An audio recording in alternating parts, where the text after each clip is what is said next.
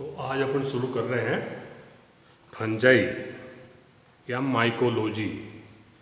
Mycology विज्ञान की वह शाखा है जिसके अंतर्गत फंजाई का अध्ययन किया जाता है, कवकों का अध्ययन किया जाता है। The branch of science dealing with the study of a fungi is known as mycology.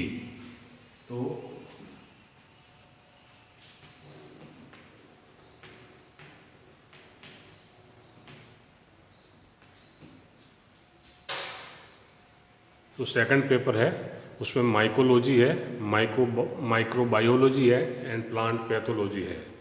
आज शुरू कर रहे हैं अपन माइकोलॉजी। तो माइकोलॉजी में कवकों का अध्ययन किया जाता है और कवकों के अध्ययन की शुरुआत से पहले अपन ये देखते हैं कि कवक कौन से डिवीजन में आते हैं। तो कवक और शैवाल दोनों ही जो पादप जगत प्लांट किंगडम का डिवीजन है, डिवीजन का नाम है थैलोफाइटा। तो कवक और शैवाल दोनों ही थैलोफाइटा के अंदर आते हैं या थैलोफाइटा के अंतर्गत आते हैं। तो पहला क्वेश्चन ये है कि थैलोफाइटा के क्या लक्षण है, क्या गुण है, ये चीज़ें अपने को पता होनी चाहिए। तो थैलोफाइटा का जो मेन लक्षण या गुण वो यह है कि इसमें जननांग प्राय एकल कोशिकीय होते हैं एवं जननांगों के चारों तरफ बंधीय कोशिकाओं का आवरण नहीं पाया जाता है। तो क्या लक्षण है इसका? थैलोफाइटा में जननांग एकल कोशिकीय होते हैं एवं जननांगों के चारों तरफ बंधीय कोशिकाओं का आवरण नहीं पाया जाता है।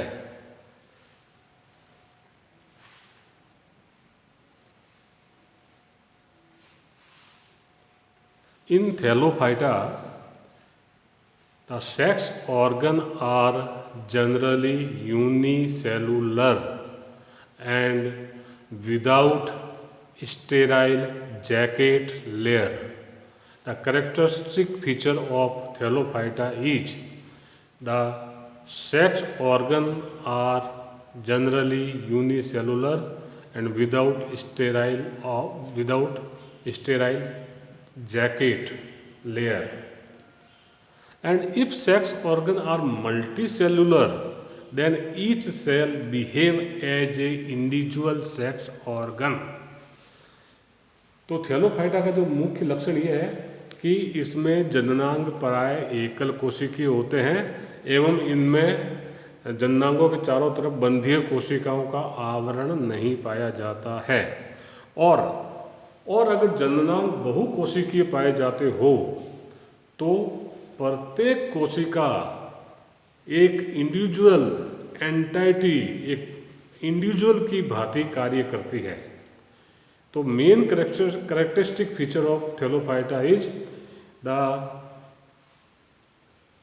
Genus belonging to thallophyta are generally having unicellular sex organ without sterile jacket, and if sex organ are multicellular then each cell behave as a individual sex organ.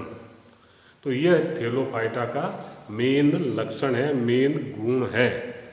और इस थैलोफाइटा के अंतर्गत आते हैं दो प्लांट ग्रुप, एक होता है एल्गी, दूसरा होता है फंजाई।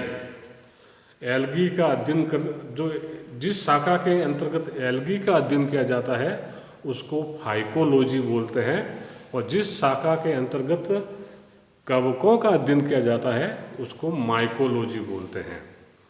तो आज अपन शुरू कर रहे हैं कि कवक और शैवाल में बेसिक डिफरेंस क्या है, बेसिक या मूलभूत अंतर क्या है। और ये अंतर आप 12th में शायद पढ़ चुके हैं, फिर भी मैं इसको रिवाइज कर रहा हूँ कि कवक और शैवाल में मुख्य अंतर क्या है? तो पहला अंतर यह है कोशिका भित्ति। जैसा कि मैंने बताया, एल्गी और फंजाई दोनों ही पादप कोशिका होती है।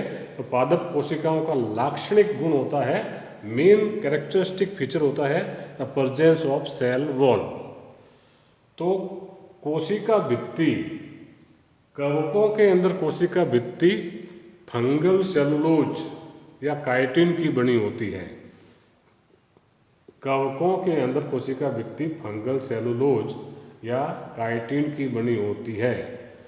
इसके अलावा कुछ एक लोअर कैटेगरी के जो फंगस पाए जाते हैं या फंजाई पाई जाती है, उसमें कोशिका भित्ति सेलुलोज और ग्लूकान की भी हो सकती है। जैसे ऊमाइसिटिस आदि जो क्लासेज हैं, ऊमाइसिटिस, फाइकोमाइसिटिस, उसमें कोशिका भित्ति सेलुलोज और ग्लूकान की भी हो सकती है। लेकिन मोटे तौर पर कवकों के अंदर कोशिका भित्ति फंगल सेलुलोज या काइटिन की बनी होती है, जबकि शैवाल के अंदर कोशिका भित्ति सेलुलोज की बनी होती है। तो पहला डिफरेंस ये है कि कवक के अंदर कोशिका भित्ति काइटिन की होती है और शैवालों के अंदर कोशिका भित्ति सेलुलोज की बनी होती है। दूसरा डिफरेंस फूड हैबिट, ये भोजन कैसे बनाते हैं, भोजन कैसे प्राप्त करते हैं। तो कवक होते हैं, उनमें क्लोरोफिल अनुपस्थित होता है, क्लोरोफिल नहीं पाया जाता है, इसलिए ये विषमपोषी होते हैं। Fungi are generally achlorophyllous, that's why they do not synthesize their own food, therefore they are called as a heterotrophs। जो फंजाई होती है उनमें क्लोरोफिल अनुपस्थित होता है, इसलिए वे अपना भोजन स्वयं नहीं बना पाते हैं, इसलिए उसको विषमपोषी या हेटेरोट्रॉप्स कहते हैं। जबकि एल्गी के अंदर, शैवाल के अंदर क्लोरोफिल मौजूद होता है और क्लोरोफिल, जैसा कि अपन जानते हैं, प्रकाश संश्लेषण की क्रिया करता है और भोजन का निर्माण करता है। अतः जो एल्गी है वो स्वयं पोषी कहलाती है या ऑटोट्रॉप्स कहलाती है। तो second difference is fungi are heterotrophs या heterotrophs and algae are autotrophs. कवक विषमपोषी होते हैं और शैवाल स्वयं पोषी होते हैं। थर्ड डिफरेंस कवक और शैवाल में यह है कि कवकों के अंदर भोजन का संचय तेलीय बूंदे या ग्लाइकोजन के रूप में होता है। कवकों के अंदर भोजन का संचय तेलीय बूंदे या ग्लाइकोजन के रूप में होता है, जबकि शैवालों के अंदर भोजन का संचय स्टार्च के रूप में होता है।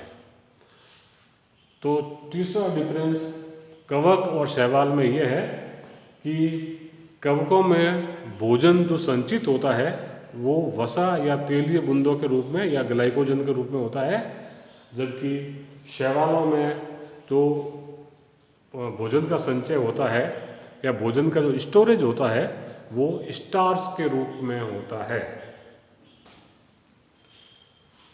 फोर्थ जो इसमें डिफरेंस है, वो मेन डिफरेंस है, वो है जनन का डिफरेंस। जनन कवकों में जैसे जैसे अपन निम्न कक्षा से उच्च कक्षा की तरफ गमन करते हैं, वैसे वैसे जनन जटिलता से सरलता की तरफ होता जाता है। इन fungi reproduction became complicated to a simpler as we move from lower class towards a higher class।